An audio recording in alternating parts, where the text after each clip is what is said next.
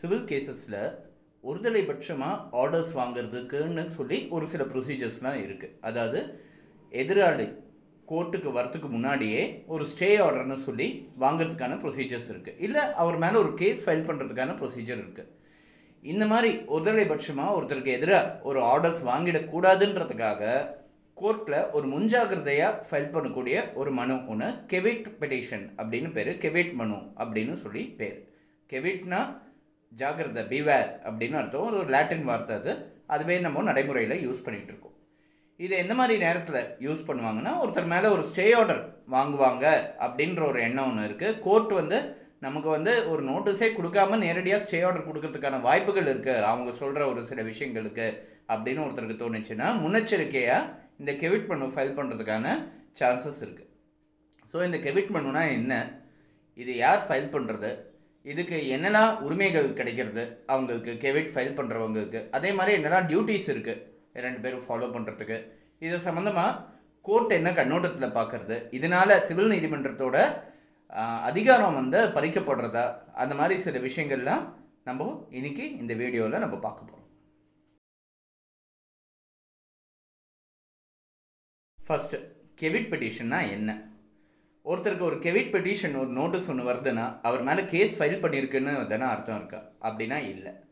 ஒருத்தர் ஒரு கெவிட் நோட்டீஸ் ஒருத்தருக்கு வருதுன்னா அது பார்த்து பதட்டப்பட வேண்டிய விஷயம் கிடையாது. அது ஒரு கெவிட் மனுன்றது ஒரு முன்ஜாகிரதைக்காக ஒரு ரெஜிஸ்டரில் ஒரு என்ட்ரி. அதாவது இந்த சம்மந்தமாக நீங்கள் எதனா தீர்ப்பு கொடுக்குறதா இருந்தீங்கன்னா, என்னென்னா அப்ளிகேஷன் ஃபைல் பண்ணுறாங்க யாராவது அப்படின்னா, எனக்கு நோட்டீஸ் கொடுத்துட்டு நீங்கள் ஃபைல் பண்ணுங்கள், நோட்டீஸ் கொடுத்துட்டு என் தரப்பு வாதத்தை கேட்குறதுக்கு வாய்ப்பு கொடுத்து நீங்கள் இந்த கேஸை நடத்துங்க, ஒருதலை பட்சமாக நடத்திடாதீங்க அப்படின்னு ஃபைல் பண்ணக்கூடியது தான் கெவிட் அப்ளிகேஷன், கெவிட் மனுன்றது. இந்த கெவிட் மனுன்றதை ஃபைல் பண்ணுறதுனால என்னென்னா, ஒருத்தர் மேலே ஃபைல் பண்ணலாம். முன்னாடி கெவிட் என்ட்ரம்னு சொல்லி ஒரு தனி கான்செப்ட் இருந்தது, அது அப்புறம் டைல்யூட் ஆகிடுச்சு. சிவில் ப்ரொசீஜர் கோடில் யார் மேலே கெவிட் ஃபைல் பண்ணப்படுகிறதோ அவங்களுக்கு ஒரு ரெஜிஸ்டர்ட் போஸ்ட்டில் ஒரு நோட்டீஸ் ஒன்று, அதான் ஒரு கெவிட் பெட்டிஷன் ஒன்று ஃபைல் பண்ணுறேன்னா உங்களுக்கு ரெஜிஸ்டர்ட் போஸ்ட்டில் ஒரு நோட்டீஸ் ஒன்று கொடுத்துட்டு, அந்த ஏடி கார்டு நான் ரெஜிஸ்டர்ட் போஸ்ட்டில் நோட்டீஸ் அமைச்சிருக்கேன்னு சொல்லி அந்த கெவிட் அப்ளிகேஷனில் நான் கோர்ட்டில் சப்மிட் பண்ணி ஆகணும். அது ஒரு ரூல். ஸோ இந்த கெவிட் பெட்டிஷனால் என்ன எனக்கு பெனிஃபிட் கிடைக்கும்னா, எனக்கு நோட்டீஸ் கொடுக்காம என் தரப்பு வாதத்தை கேட்காம யாரும் ஒரு ஸ்டே ஆர்டர் வாங்கிட முடியாது. இது என்ன மாதிரி சூழ்நிலைக்கு பொருந்தும் அப்படின்னா, ஒரு கன்ஸ்ட்ரக்ஷன் ஒன்று பண்ணுறாங்க, பக்கத்து வீட்டில் இருக்கிறவங்க இல்லை வேறு யாரோ அந்த கன்ஸ்ட்ரக்ஷன் மேலே ஸ்டே வாங்குறதுக்கான வாய்ப்பு இருக்குதுன்னு நினைக்கிறாங்க அப்படின்னா கெவிட் பெட்டிஷன் ஃபைல் பண்ணுவாங்க. ஒரு அப்பீல் ஒன்று, ஒரு கீழ்கோர்ட்டில் ஒரு தீர்ப்பு ஒன்று ஆயிருக்கு, அப்பீல் ஃபைல் பண்ணுறாங்க. அந்த அப்பீல் ஃபைல் பண்ணுவாங்க, எதிராளி அப்பீல் ஃபைல் பண்ணி இந்த கீழ்கோர்ட் தீர்ப்பு மேலே ஸ்டே வாங்குவாங்க. எனக்கு சாதகமாக தீர்ப்பாயிருக்கு, அந்த எதிர்த்தரப்பினர் அது மேலே ஒரு அப்பீல் ஃபைல் பண்ணி அந்த தீர்ப்பு மேலே ஸ்டே வாங்குறதுக்கான வாய்ப்பு இருக்குது. அப்படி ஒரு ஸ்டே ஆர்டர் கொடுக்கும்போது நான் இதை அமல்படுத்துறதுக்கான எனக்கு சாத்தியக்கூறுகள் கம்மியாக இருக்குது, எனக்கு என்ஃபோர்ஸ் பண்ண முடியாது இந்த ஜட்ஜ்மெண்ட்டை அப்படின்ற ஒரு சூழ்நிலை ஏற்பட்டதுன்னா கெவிட் ஃபைல் பண்ணுறது உண்டு. அதாவது அப்பீல் நீங்கள் அதில் அட்மிட் பண்ணுங்கன்றது வேறு விஷயம், எனக்கு நோட்டீஸ் கொடுத்துட்டு அட்மிட் பண்ணுங்கள், ஸ்டே ஆர்டரை திடீர்னு கொடுத்துடாதீங்க, என் சைடு வாதத்தையும் கேளுங்க அப்படின்னு சொல்லி பண்ணுறதுக்கு கெவிட் பெட்டிஷன் ஃபைல் பண்ணுறது உண்டு.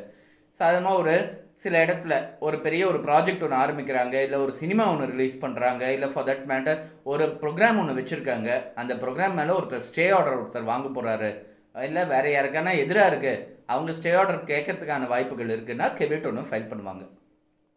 சுருக்கமாக சொல்ல போனால் கிரிமினல் கேஸில் முன்ஜாகிரதை நடவடிக்கைன்றது முன்ஜாமீன்னு சொல்லுவோம். அதே மாதிரி சிவில் கேஸில் முன்ஜாகிரதை நடவடிக்கைன்றது கெவிட் அப்ளிகேஷன் அப்படின்றது நம்மளால் சொல்ல முடியும். ஒரு அப்ரஹென்ஷனில் இந்த மாதிரி நடக்கும், அவங்க கோர்ட்டுக்கு போவாங்கன்ற ஒரு அப்ரஹென்ஷனில் ஃபைல் பண்ணக்கூடியது. இந்த கெவிட் பெட்டிஷன்ன்றதை பற்றி 3 தனித்தனி சட்டத்தில் கொடுக்கப்பட்டிருக்கு. நடைமுறையில் நம்ம ரொம்ப பார்க்கக்கூடியது சிவில் ப்ரொசீஜர் கோடில் இருக்கிற section 148A 148Aல கொடுத்துருக்கக்கூடியது Gavit. ஒருத்தரால் Gavit file பண்ணுறதுக்கான ரைட் இருக்குது, ரைட் டு லாட்ஜ் கெவிட்னு தான் அந்த சட்டமே ஆரம்பிக்கும், அந்த செக்ஷனே ஆரம்பிக்கும். இது தவிர நம்ம இப்போது கொஞ்ச நாள் சர்ஃபேசி ஆக்டை பற்றி பார்த்துருந்தோம். அந்த சர்ஃபேசி ஆக்டில் செக்ஷன் 18Cன்னு இந்த சர்ஃபேசி ஒரு செக்யூர்ட் கிரெடிட்டார் ஒரு ப்ரொசீடிங்ஸ் எடுக்கிறாங்கன்னா அது மேலே அந்த borrower stay வாங்கிடக்கூடாதுன்றதுக்காக Gavit petition file பண்ணுறது உண்டு. அது சர்ஃபேசி ஆக்டில் இருக்குது. அதே மாதிரி ஒரு உயில் சம்மந்தப்பட்ட சக்சஷன் ஆக்ட் சம்மந்தப்பட்ட விஷயத்தில் ப்ரொபேட் யாரானா அப்ளை பண்ணுறதுக்கு முன்னாடி எனக்கு நோட்டீஸ் கொடுக்காம அப்ளை பண்ணக்கூடாதுன்னு ஒரு கெவிட் பெட்டிஷன் ஃபைல் பண்ணுறது உண்டு. இது வேறு சட்டத்தில் இருக்குது. ஆனால் மெயினாக நம்ம நடைமுறையில் பார்க்குறது சிவில் ப்ரொசீஜர் கோடில் இந்த செக்ஷன் 148A தான் நம்ம பார்க்குறது. ரைட் டு லாட்ஜ் கெவிட் அப்படின்றத நம்ம பார்க்குறோம். இதில் யாருக்கு கெவிட் ஃபைல் பண்ணுறதுக்கான ரைட் இருக்குன்றத முதல்ல பார்க்குறாங்க.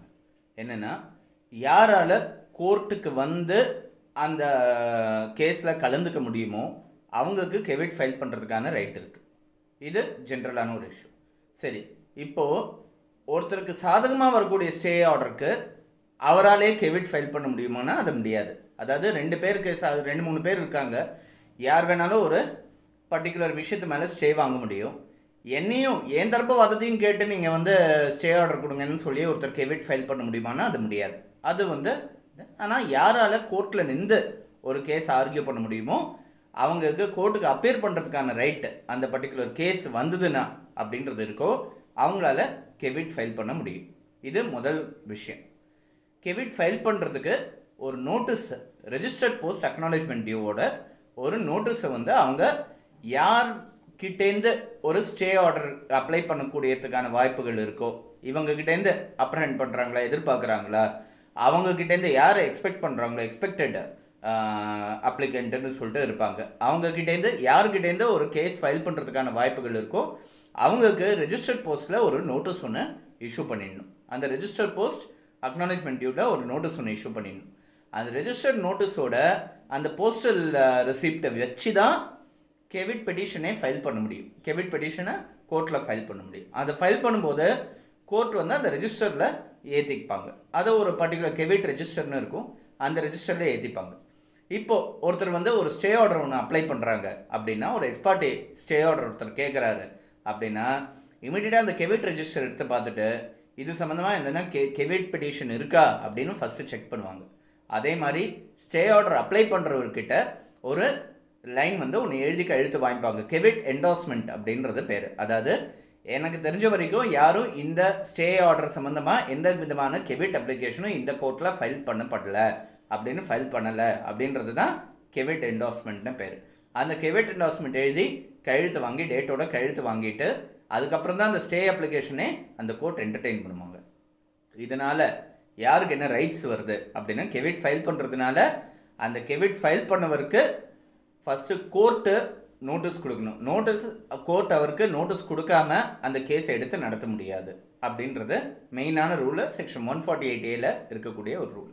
அதே மாதிரி யார் மேலே கேஸ் ஃபைல் பண்ணப்படுறதோ, யார் கேஸ் ஃபைல் பண்ணுறாங்களோ அவங்க வந்து இந்த கெவிட்டார் மேலே ஒரு அந்த அப்ளிகேஷன் ஸ்டே பெட்டிஷனோட காப்பி, அந்த கேஸ் சம்மந்தப்பட்ட அத்தனை பேப்பர்ஸோட காப்பியும் அந்த கெவிட்டாருக்கு கொடுத்துட்டு தான் அவருக்கும் வாய்ப்பு கொடுத்துட்டு அதெல்லாம் ஸ்டடி பண்ணி அவர் கோர்ட்டுக்கு வரதுக்கான வாய்ப்பு கொடுத்துட்டு தான் அவங்களும் கேஸை ஃபைல் பண்ண முடியும் அப்படின்றதும் இருக்குது. ஸோ இந்த ரெண்டும் நடக்கணும்னா கெவிட் பெட்டிஷன் ஒன்று ஃபைல் பண்ணணும். கெவிட் பெட்டிஷன் ஃபைல் பண்ணுறதுனால என்னென்னா, ஒரு முக்கியமான ஒரு ஃபங்க்ஷன் ஒன்று, ஈவெண்ட் ஒன்று நடக்கிறது, ஒரு கம்பெனியோட ஜென்ரல் பாடி மீட்டிங் நடக்கிறது, இல்லை ஒரு ட்ரஸ்ட்டோட ஒரு ரெசல்யூஷன் மீட்டிங் ஒன்று நடக்கிறது, அது மேலே யாருன்னா ஸ்டே வாங்கிறதுக்கான வாய்ப்புகள் இருக்குன்னா கெவிட் ஃபைல் பண்ணுறது உண்டு.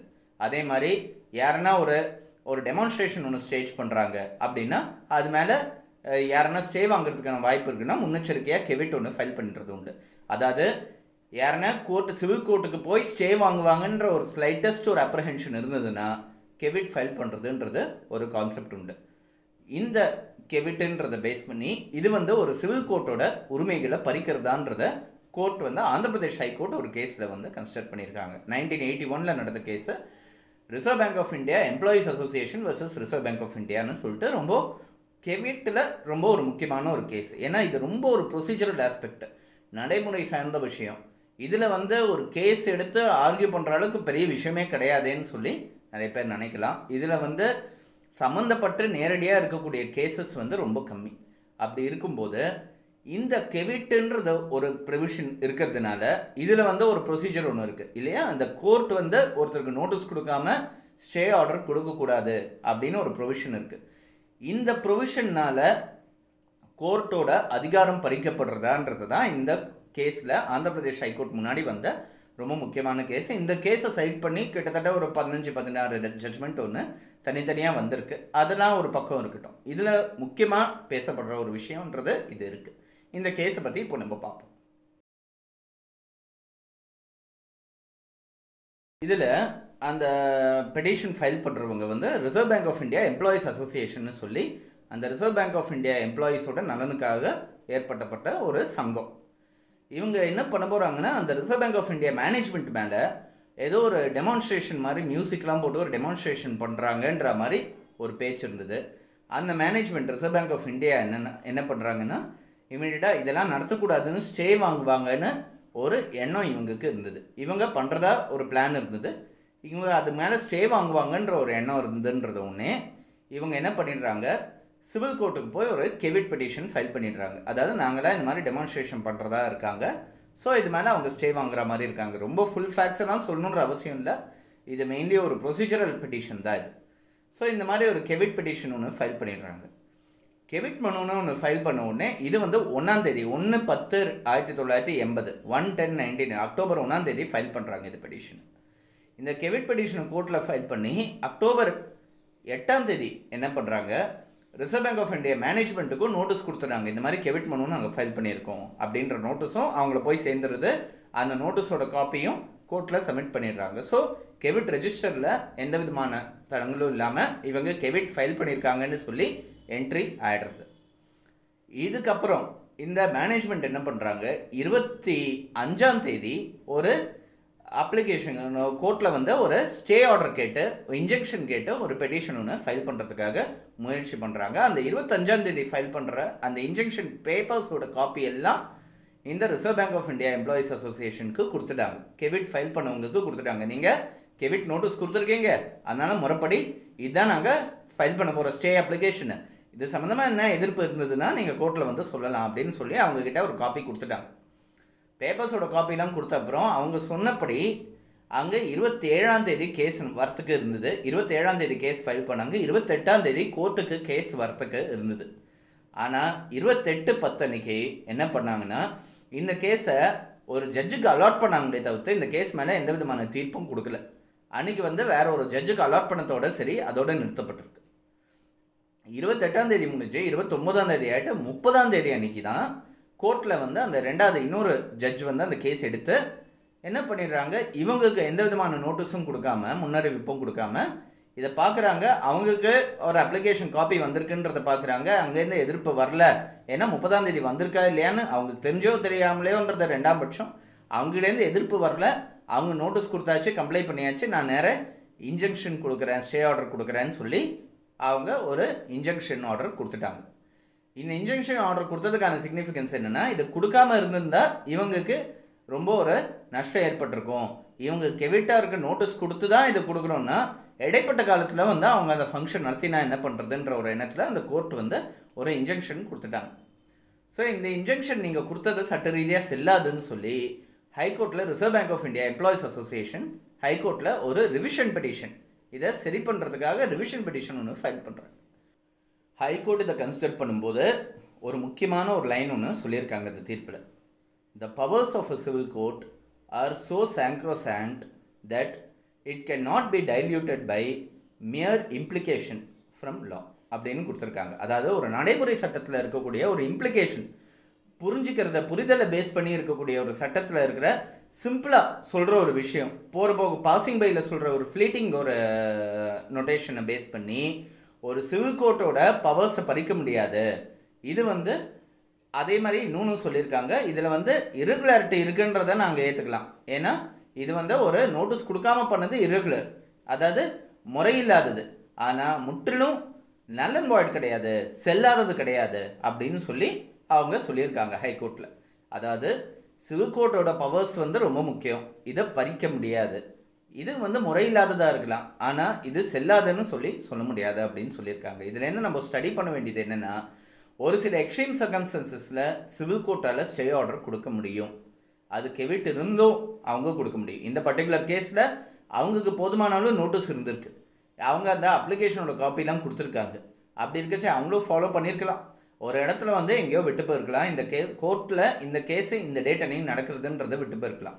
இதை மிஸ்யூஸ் பண்ணுற மாதிரி இருக்கிற சூழ்நிலை எதனா ஏற்பட்டது அப்படின்னா இம்மிடியட்டாக இதையும் மீறி ஸ்டே கொடுக்கறதுக்கான வாய்ப்புகள் இருக்குது அப்படின்றத நம்ம இதுலேருந்து தெரிய வருது. ஸோ இந்த கெவிட் பெட்டிஷன்ன்றது ரொம்ப முக்கியமாக ஒரு ப்ரொசீஜரல் ஆஸ்பெக்ட். அட்வொகேட்ஸுக்கு பெரும்பாலும் ரொம்ப சாமானியமாக யூஸ் பண்ணுற ஒரு விஷயமா இருந்தாலும் பப்ளிக்கு சாதாரணமாக இது தெரியாத ஒரு விஷயம். திடீர்னு ஒரு வேலை ஒன்று ஆரம்பிக்க போகிறோம், திடீர்னு ஒரு ஸ்டே ஆர்டர் வாங்குறதுக்கான வாய்ப்புகள் இருக்குன்னா இமீடியட்டாக கெவிட் மனு ஃபைல் பண்ணலாமான்ற ஒரு எண்ணம் இருக்காது. அதே மாதிரி ஒரு கீழ்கோர்ட்டில் ஒரு கேஸு ஒரு தீர்ப்பு அவருக்கு சாதகமாக வந்ததுன்னா இமீடியட்டாக கெவிட் பெட்டிஷன் ஹைகோர்ட்டில் ஹையர் கோர்ட்டில் ஃபைல் பண்ணிடணும்.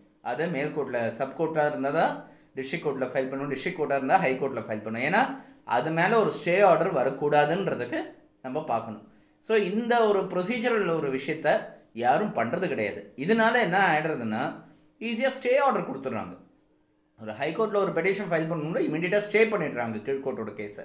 அது ரொம்ப ஒரு கஷ்டமான ஒரு சூழ்நிலை ஏற்படுறது. இவங்க தரப்பு வாதத்தையும் கேட்டு ஸ்டே பண்ணுறதா இருந்ததுன்னா ஒரு பாசிபிலிட்டி கோர்ட்டால் ஒரு கண்டிஷனல் ஆர்டர் இவ்வளோ பணத்தை டெபாசிட் பண்ணுங்கள், அதாவது ஒரு 5 லட்ச ரூபா கொடுக்கணும்னு ஒரு கீழ்கோர்ட்டில் ஒரு ஆர்டர் ஆயிருக்கு, அப்பீல் ஃபைல் பண்ணுவாங்கன்றது தான். ஆர்டரான அடுத்த செகண்ட் அவர் கெவிட் பெட்டிஷன் ஃபைல் பண்ணார்னா ஸ்டே ஆர்டருக்கு போகும்போது சார் நீங்கள் ஸ்டே ஆர்டர் கொடுங்க, ஹைகோர்ட்டில் சொல்லக்கூடியது நீங்கள் ஸ்டே ஆர்டர் கொடுங்க, ஆனால் அதே சமயத்தில் அவரோட ப்ராப்பர்ட்டி அட்டாச் ஆகிருக்கு, அந்த அட்டாச்மெண்ட் அப்படியே இருக்கட்டும், இந்த கேஸ் முடியும் போது அந்த அட்டாச்மெண்ட்டை ரிலீவ் பண்ணுங்கள் அப்படின்னு கேட்கறதுக்கான வாய்ப்பு கிடைக்கும். ஒரு ஆல்டர்னேட்டிவ் ரிலீஃப் கேட்க முடியும். அந்த alternative relief Gavit petition file பண்ணுன்னா இவங்க தரப்பு வாதத்தை கேட்கறதுக்கான வாய்ப்பே இல்லைன்னா அந்த ஆல்டர்னேட்டிவ் ரிலீஃப் கேட்க முடியாதுன்றது ரொம்ப முக்கியமான விஷயம். அதனால கெவிட் பெட்டிஷன் ஒன்று இருக்குது, அதை மேக்ஸிமம் நம்ம யூஸ் பண்ணணும். இதெல்லாம் லீகல் டூல்ஸ், சின்ன சின்ன டூல்ஸ், இதெல்லாம் மேக்ஸிமம் யூஸ் பண்ணுன்றதை தெரிஞ்சுக்கிறதுக்காக தான் இந்த வீடியோ.